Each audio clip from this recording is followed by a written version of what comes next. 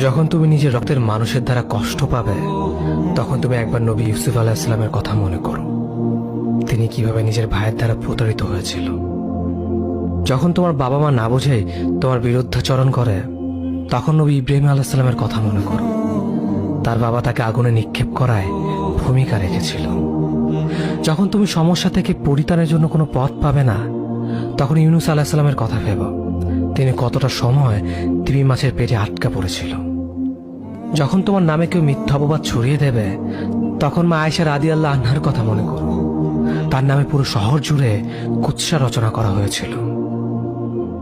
যখন তুমি অসুস্থ ব্যথার যন্ত্রণায় কাতরাতে থাকো, তখন নবী আইয়ুব আলাইহিস সালামের কথা ভেবো। তিনি ভয়ঙ্কর এক ভাইরাসজনিত রোগে আক্রান্ত হয়ে তোমার থেকে বেশি কষ্ট পেয়েছিল।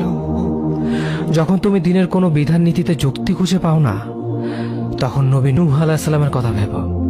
তিনি কোনো প্রশ্ন ছাড়াই মরুভূমিতে নৌকা তৈরি করেছিল।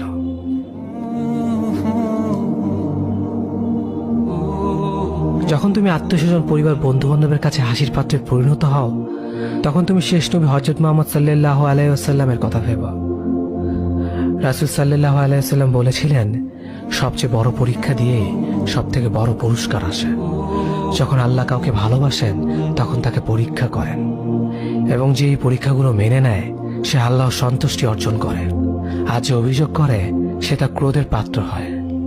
হে আল্লাহ, তোমার কথা মনে করা, তোমার প্রতি কৃতজ্ঞ হওয়ার এবং তোমার ইবাদত করার তৌফিক আমাদের দান করো। আমিন। যেভাবে তুমি সন্তুষ্ট হও, সেভাবেই আমাদের পরিচালিত করো।